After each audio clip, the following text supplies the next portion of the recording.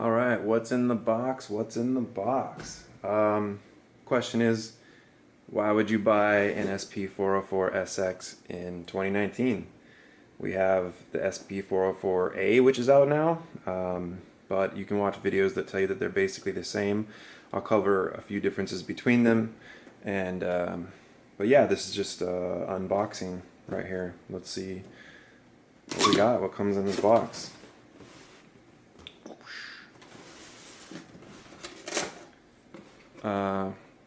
That's sweet. Japan.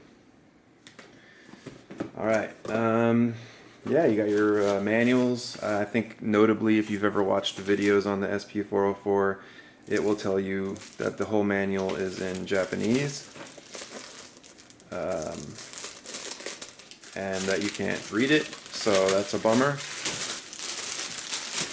But I see some English on here, so maybe they've changed it. Nope. Yeah, the manual's all in Japanese, so if you can't read it, you're shit out of luck. I think there are manuals online somewhere.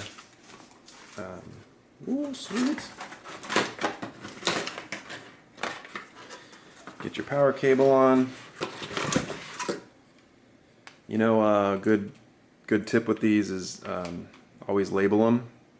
You can put like masking tape over it and label them, because I swear once you have a few cents, you don't want to be plugging in the wrong power into a device and blowing it.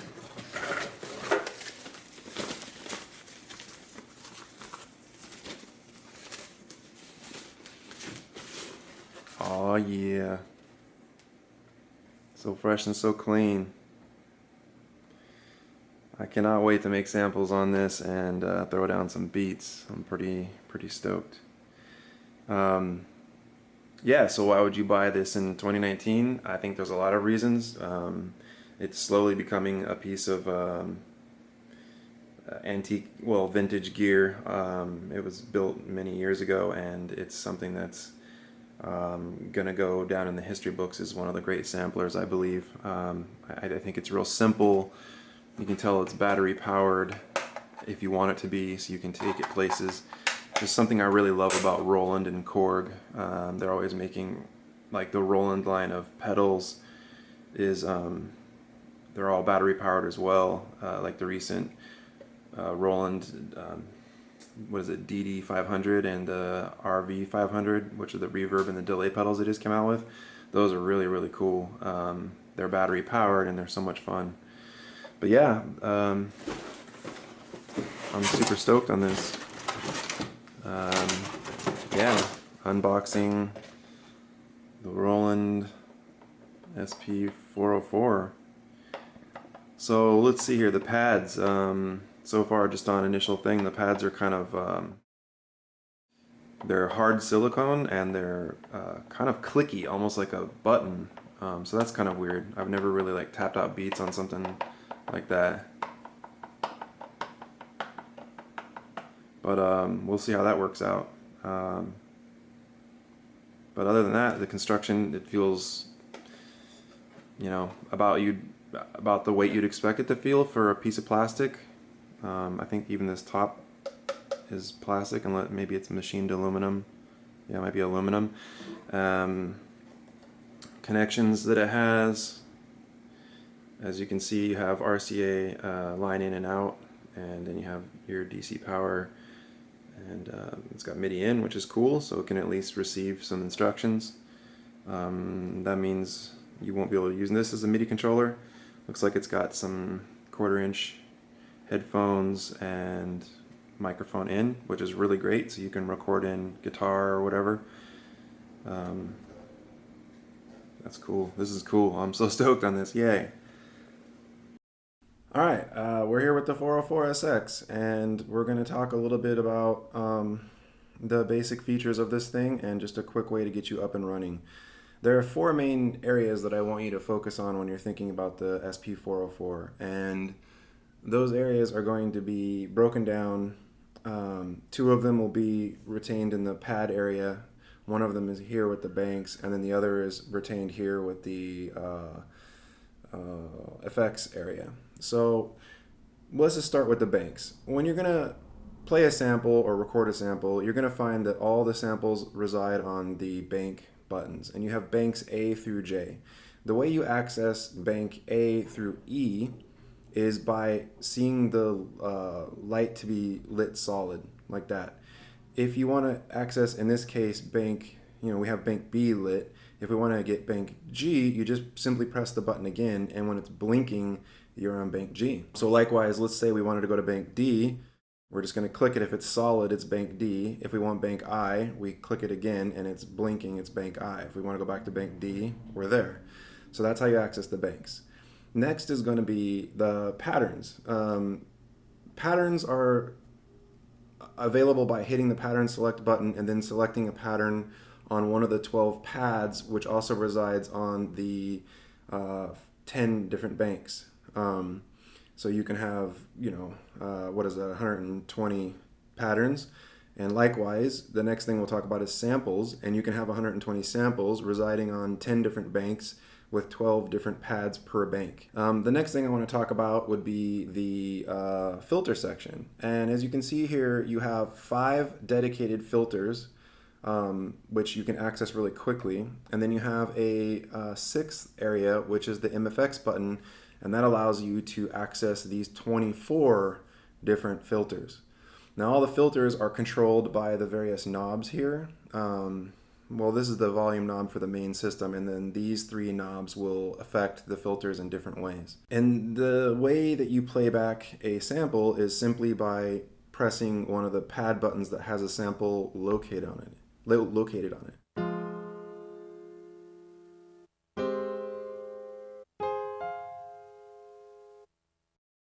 All right, now that we have the 4 areas covered, we're going to talk a little bit about how you get samples onto the SP-404SX. There are several ways to do it.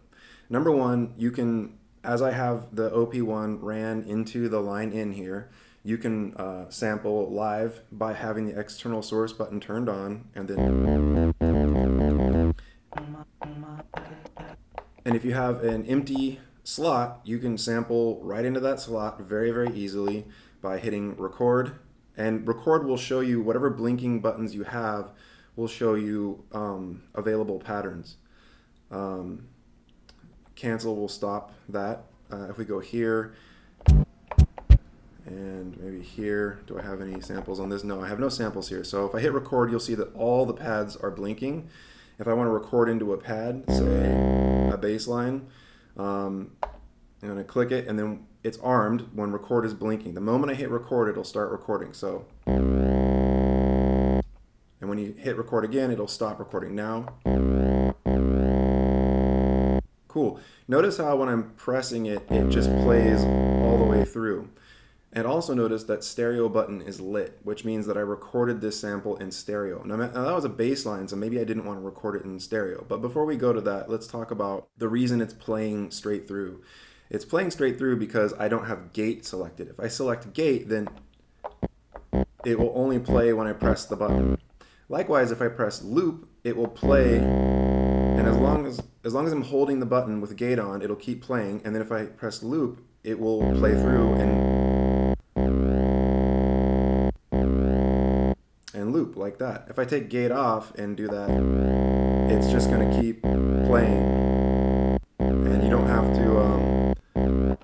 have to have hold lit, which if you had gate on and you wanted it to loop, if I just held,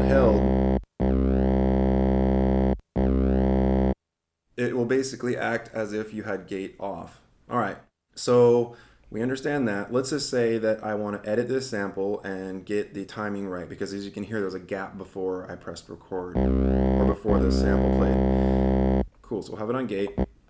So the way we do that, we hear that little gap. There's 2 ways to edit a sample, the time. In this case, there's not a lot of silence before the start of the sound. So one way we will do it is we would hit the pad we want, start, end level, and then this knob does the starting adjustment, and this is the ending adjustment. So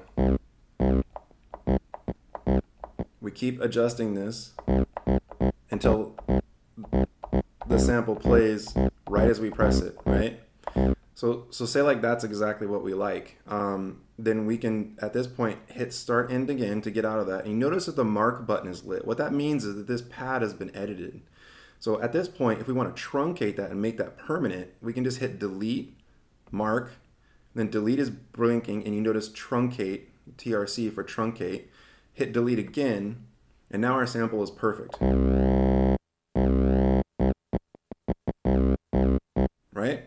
So there you go. That's one way to get a sample into a slot. And if I wanted to delete that sample, I simply hit delete, hit the pad I want to delete, and then delete again, and it's gone. Now we don't have the sample anymore. Now let's say that we're recording, and we are recording a series of notes. I'm going to record onto this pad, right? Hit record, the available pads are blinking. I select the pad I want to record into, and then now record is blinking. Also the bank that I'm at, and I want to hit record, right? So it's recording, and say I'm like,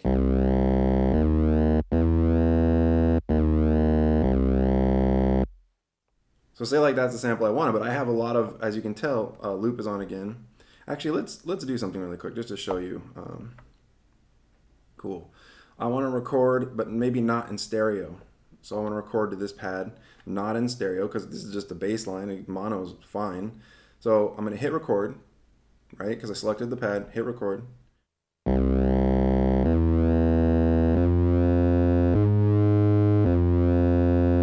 Whatever. Now when I press, I got, automatically loop is on. Notice stereo is not lit. If I turn loop off and I have gate on, I like having gate on for most of my stuff, and I go, notice how much time there is.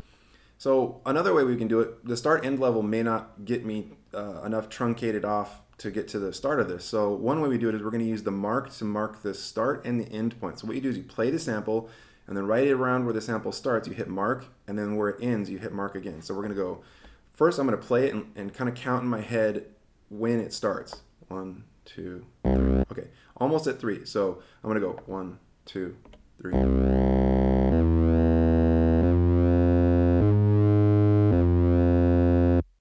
All right, so now I've marked a start and end point, but I know that my mark start point was a little bit too early. Okay, so to cancel that, I can just press the pad and hit mark again, and now it's back to normal. So I can go 1, 2, 3.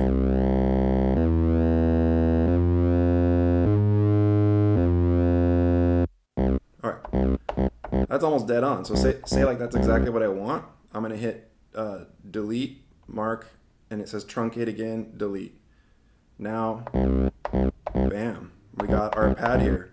Now let's say that we wanted to have this pad, maybe not here, but on this pad. How do we do that? We notice underneath each pad button we have a sub menu, and that's accessed by holding function. So if I wanted to simply move this pad to here, I'm just going to hit function, and I'm going to hit exchange, and then it'll blink the available pads. You're starting to notice a trend here, right? Like when I'm doing a menu function, a pad that's available to that function will blink. So I'm going to hit function, exchange. Now let go of function. And then I'm going to select the available pad that I want to exchange. Bam. I want that one. And then I want to move it to here. And now record is blinking to let me know, like, enter to complete the function. Now notice the pad's not here, but it's here. If I wanted to copy this, say, and bring it over to back to here, but I want to keep it on both pads, right? Maybe I'm going to pitch one down. Then you may guess how that works. You see copy. You're just going to go function copy. Available pad I can copy. Boom. And now it's showing me this is solid because I'm copying that one, and the ones that I can copy to are blinking. So I'll select this one and then hit record to complete. Cool. So that's one way that we can get patterns moved around and recorded. Another way we can record sounds is we can use external source. There's if you notice down here, there's a mic in. There's a single jack for recording in like guitar, bass, microphone, whatever. So we can not only record into the line in, but we can also record into the microphone in. We can also use the internal microphone. Now I've used that before, and the way you access that is by hitting this, and that's picking up sound on this thing. However, I had a really hard time getting sound into this. It didn't sound very good, so I would just use a regular microphone if you're doing that. The last way we can import samples into pads and banks is we can use the SD card, which is located down here. And it comes provided with an SD card, but you can buy like a bigger one. And there's a Roland computer software for the SP-404. It's really well made and it's very simple. And I'm going to show it here on the screen.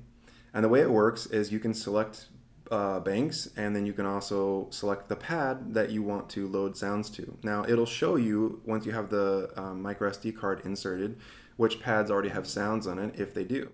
And you basically just can drag and drop onto the things, onto the pads. The one thing I want to note about this program is it's not really called something that you would notice. It's called blah blah blah, and it's, it's, once you get it downloaded and installed, it's very easy to put samples on your pads. I prefer to record into this, so do it however you want to do it. Anyway, those are the, well, let's see, 1, 2, 3, 4 different ways of getting samples into the SP-404. Now, another thing I want to note before I move on past samples is, so we have our sample here. I already showed you stereo, gate, loop, and we can turn on lo-fi, and it gets really super gritty lo-fi. We also have a reverse function. So if I hit that, pretty cool, right? Like you can reverse samples. Yeah, I think that just about covers getting samples into the machine. Now, let me go over here really quick.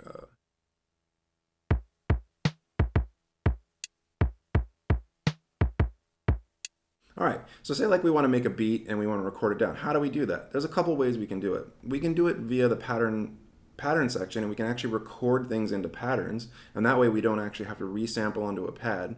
And that allows us to have tempo control, quantize control, length of the pattern, etc., which is really neat. We access patterns by hitting the pattern select button, and notice when I'm on bank G because it's blinking, and notice when I hit pattern select, it automatically goes to A. So just be aware of that. Just always pay attention to what bank you are, because the patterns are independent on the pads from the samples. So if I go to B, you notice I already have some patterns on here. So let's say I want to record a pattern drum loop to this one. So I'm gonna determine pattern select. I'm gonna determine record. Yeah, I want to record, and it's going to show me which pad is available. So you notice these were blinking because I had patterns on there. So this is showing me, oh, you can record to this one, right? Now you're hearing the metronome. Well, how do we adjust the metronome level? Because it's quite loud, right? You hit start end level and just turn that bad boy down. You can turn it all the way off or on very lightly. How do we adjust the BPM? Well, hit time BPM, and in the same way, you just adjust the BPM. And do we want to quantize? Maybe we do, right? So we're going to hit quantize, and quantize is off. So if I turn this knob, you notice I can quantize to 16th notes, 8th notes, whatever, right? Or I can just turn it off. I like to have quantize off because I'm wild like that. And then length of the pattern. So I can have 4 bars, or I can have 1 bar or whatever. So let's just do a quick little 2-bar loop, right? Cool. Length. Turn that off. I'm ready to go. So if I want to record, I'm going to hit record again, and let's record a pattern. Now it's recording down. I'm on the bank. I'll have to hit record pattern, record. Cool. 3.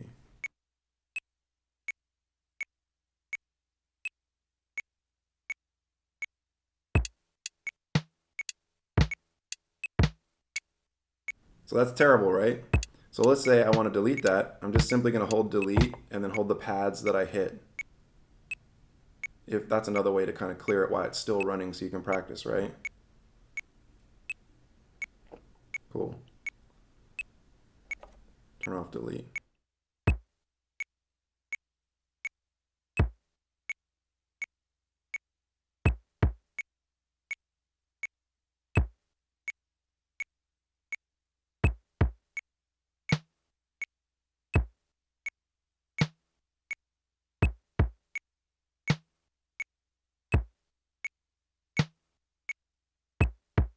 Anyway, you get the point, right?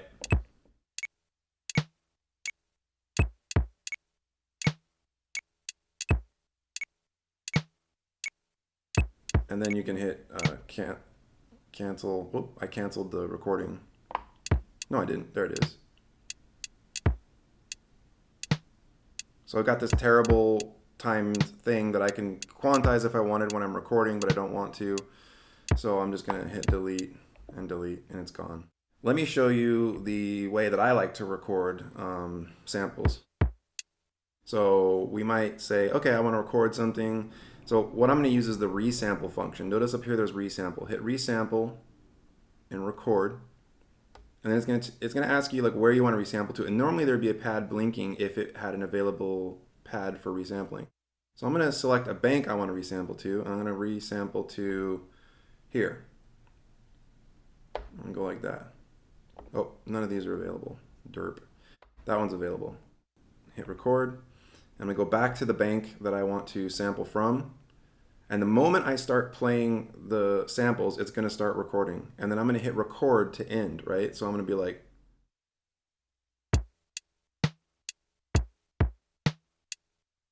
right. Now, there's the pad.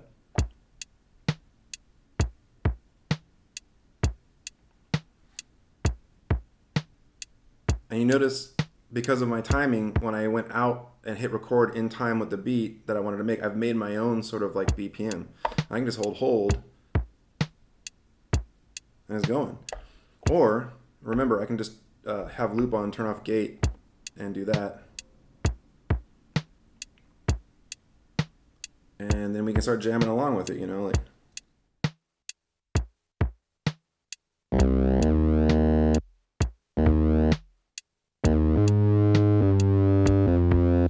Sounds like crap, so like maybe I'll just try to fix it somehow.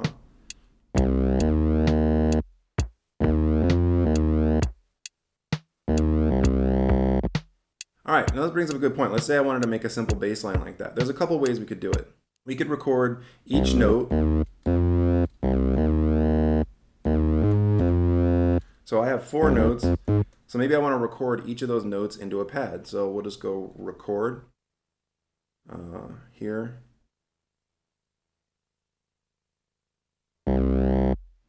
Cool. Record here.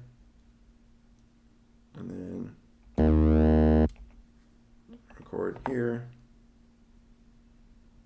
Let's see what I want to do is, and then record here.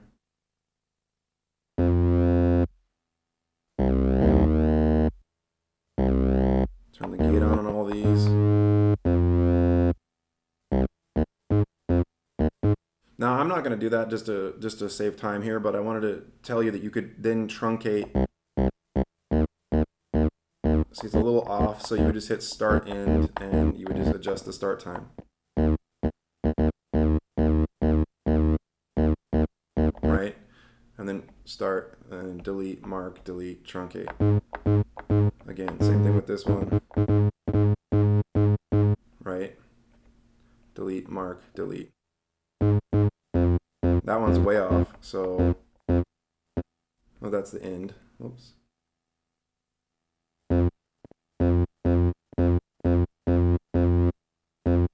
That sounds good. And then delete, mark, delete. Okay, cool. Now we have those samples in here, right? And we got them truncated, and maybe we want to play along with this.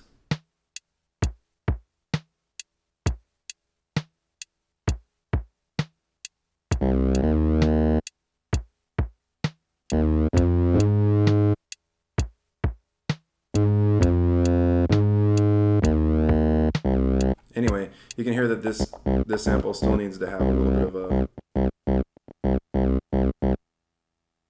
start, and then you hit mark, delete, mark, and it truncates it. Oh, delete, sorry. Anyway, but the problem is the SP-404 doesn't allow you to have a metronome going with just resampling techniques. So how do I know how to keep this bass line in time if I want it independent from the beat? Maybe I want the bass line here. One way I can do it is I could just like time it out in my head, like just kind of count 1, 2, So 1, 2, 3, 4, 1, 2, 3, 4, 1, 2, 3, 4. And then I can resample. So hit resample, record, available pad. Hit record. It's going to show you the pads I can play. 1, 2, 3, 4, 1, 2, 3, 4, 1, 2, 3, 4. 1, 2, 3, 4. So say like I wanted that, you know. But the question is that even in time, you know? Like I've been lucky and been able to get them in time. You can hear it's off. Anyway, so the question is, so to delete, remember delete, hit the pad you want to delete, and then hit delete again. Okay, so it's gone. So how do we do that? Like how do we get this thing to record in time if we want to just do sample based only and not have to use the pattern select button? Well, one workaround that I figured out on my own, I guess, is, and I'm sure it's not too inobvious, is that you can record to a DAW, or in this case, I'm going to use the OP1. And it doesn't matter what the timing is on the OP1 because you can basically utilize the timing of the beat if you just have it looping to play along with. So I can, like, you know, if I have external source on so I can jam along with it, you know.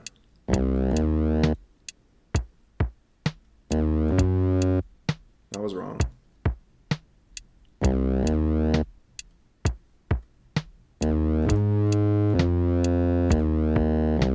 Anyway, it doesn't really matter, you know, I'm just trying to show you, I'm not trying to make the coolest song ever here because it's certainly not, but I want to show you basically a cool way to get the timing down. So what I'm going to do is I'm going to have this on hold, and then I'm literally going to like monitor my source here so I can play along with it, and then I'm going to record into the OP1, and it doesn't matter what, I'm not going to have any quantization on the OP1 because it doesn't quantize the tape. Just like a DAW, you don't have to quantize if you don't want to.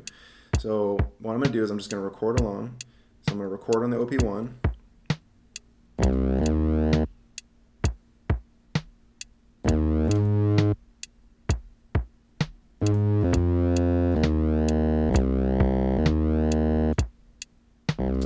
we go.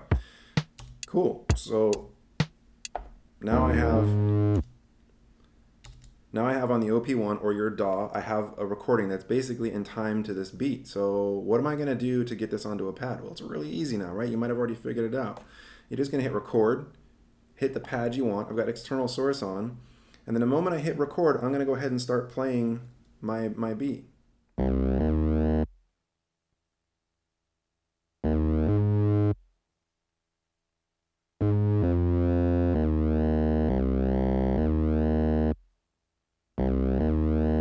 Boom. Cool. And we have it, right? Maybe just a little bit of truncation is necessary.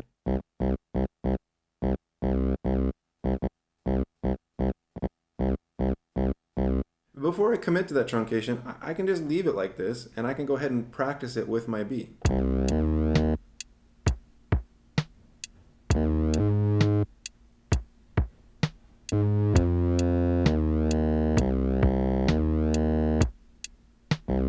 Anyway, there you go. So now we have the beat matched with the bass line. The end time maybe needs a little bit of adjustment because it's not looping perfectly with it, but that you can do that by resampling to other pads. But I just wanted to show you exactly, let's see here.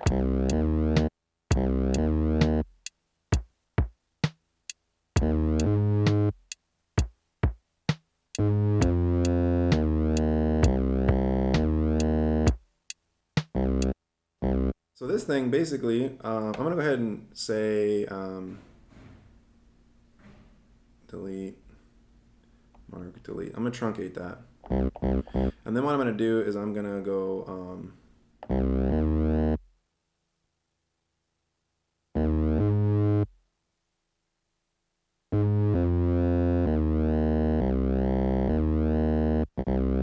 whoops, I just actually, whoops.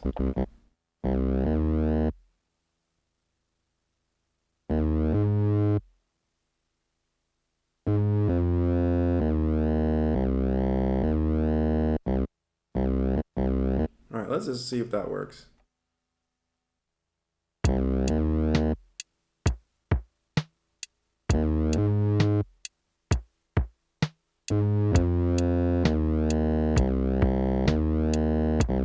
Anyway, it's still a little off, needs a little bit of work, but I don't want to waste your time here. You get the point, right?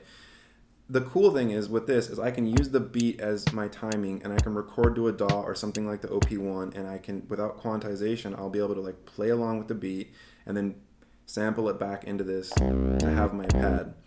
Let's move on. Now that we have something selected, let's say I wanted to add an effect to it. Maybe I want to that sounds gritty as right?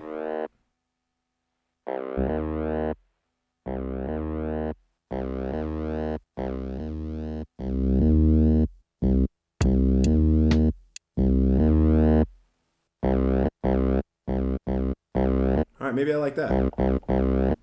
How would I resample that and have that as a permanent effect? Because you can only have one effect applied to a pad at a time.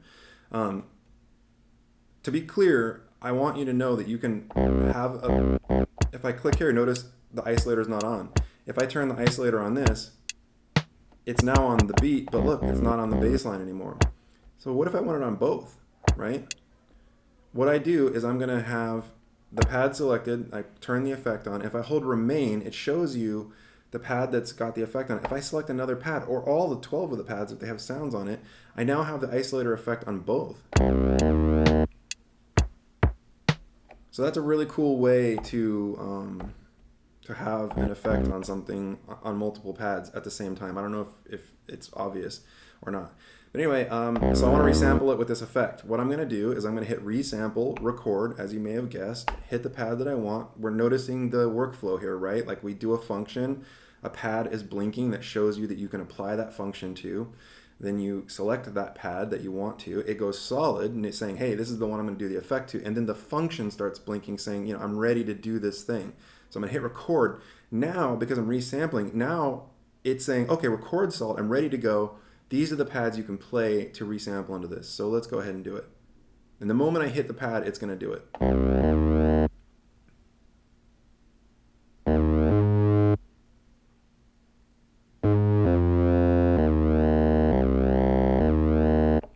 There.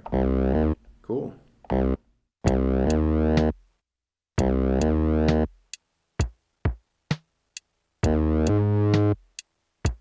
Anyway, so that's the original bass sound. I've added a little isolator effect. It's not a big deal. It's not super crazy or anything like that. But now you got an idea of how to quickly resample an effect onto a pad, how to apply effects to multiple pads at once, which brings me to, I think, my final point. Again, this is a quick overview of this device. It's not meant to show you every single feature out there. It's not meant to show you how many different creative ways you can apply those effects and whatnot. But what I do want to show you is that if you go to the pattern, let's go back to this one. If we go to pattern select, you notice I've already prepared a couple of patterns here really quickly for you. Before I go to that, I'm going to show you that on this bank, I've already prepared a beat, right? And I've prepared some piano samples, a chord, a chord, a chord.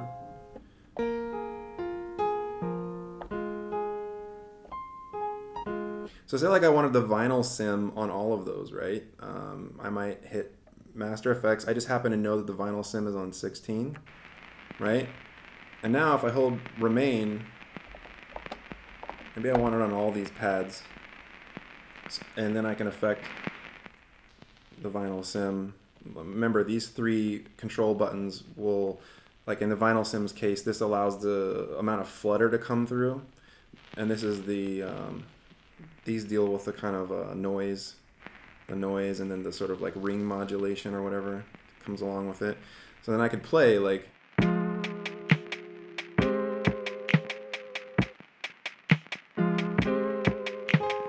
Anyway, I didn't have it on this one, so I'm going to put it on that one. Now, you don't hear the flutter until I play it, right? Like now you really hear it.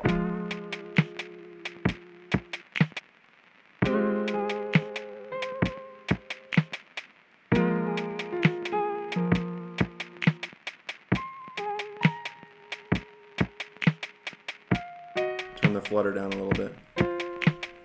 Anyway, say like you have a bunch of pads filled with samples, and you've resampled, and you've got the beat that you like, and you've got some of the piano pieces or guitar pieces or whatever, and you want to play an intro, and then you want to also do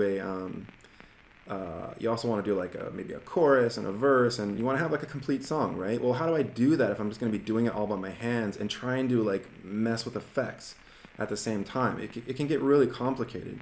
So one great way to do that is to utilize patterns.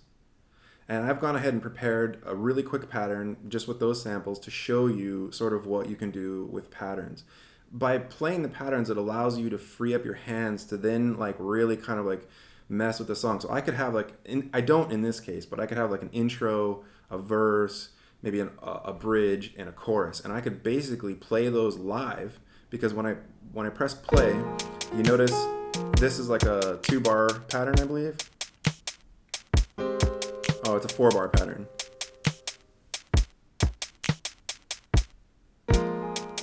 Right? So this is like maybe it's my intro or something like that. And if this were my verse, then I could, if I go ahead and hit this button, it's still going to count down through those to complete this 4-bar loop before it plays this one, which is really cool. But what my point is when you have patterns going like this, now I can play live and do like.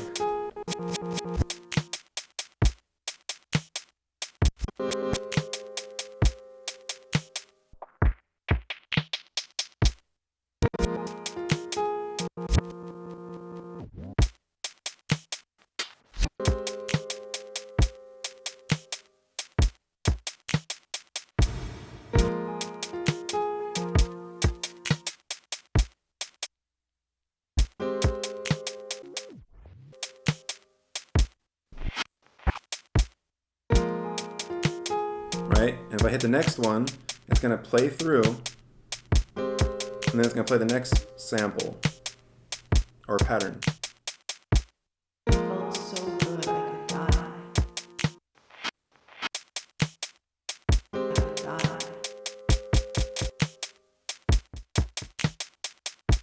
Felt so good I could die. I could die.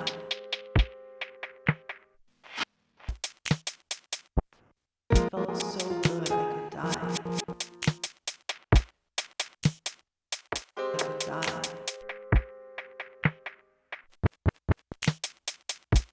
Felt so good I could die. Anyway, I could die. you get the point, right? Like, patterns are really powerful, because now when I am on my bank that has all my samples on it, I can perform, like maybe I want my intro to just be like,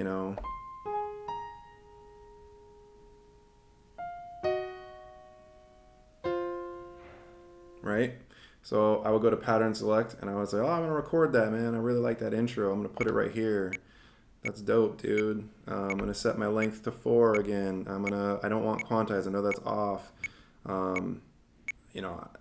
Again, start end level will be the metronome noise. And then I'm just simply going to record that.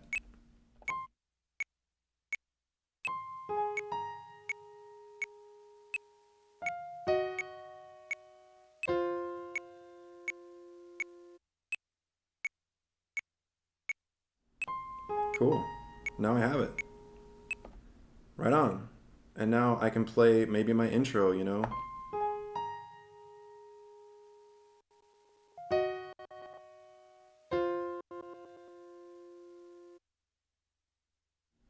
then go into my beat or whatever.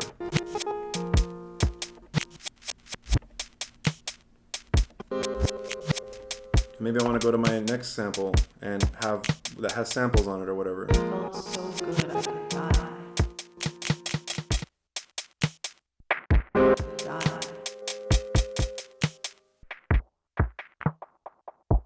Felt so good I could die. I could die. Oh, this is actually a good thing to bring up. Notice how the filter is applying to the beat, but it's not applying to the samples. Felt so good I could die. The same thing is happening here. I have to have remain in all the pads that I want affected. So if I go back to my bank and I hold the beat, I know the beat has the filter on it, right? So if I hold remain, look how only my samples lie here. So there's nothing on this pad, so you can't select it. So I went ahead and selected those. Now if I go back to the pattern and play it, Felt so good I could die. notice how the voice sample actually has that and is being affected. Die.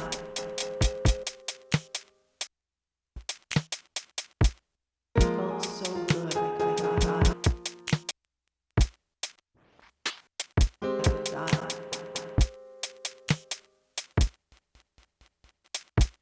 Felt so good I could die. Anyway, there you go. I'm not the best at this device, but I hope that shows you like a very basic rundown. I want to recap really quickly. There's 4 main things I want you to take away from this, okay? You have, they're not in any particular order. You basically have the banks that you can select, A through J. You press a bank. When it's solid lit, it's the top letter. If it's blinking, it's the bottom letter. Each bank contains 12 pads that can contain 12 samples as well as 12 patterns. Okay? So you have 120 per bank of patterns, or for all of 120 samples available and 120 patterns available. So that's the banks is number 1, the patterns is number 2, the samples themselves are number 3, and then the filter section is number 4. And sort of like a utility function is the function button and all these little different utilities, as well as some other utilities up here, but they're all labeled really clearly and self-explanatory. I know this thing ships with just a Japanese only manual, so you're like, I can't read it, but don't worry.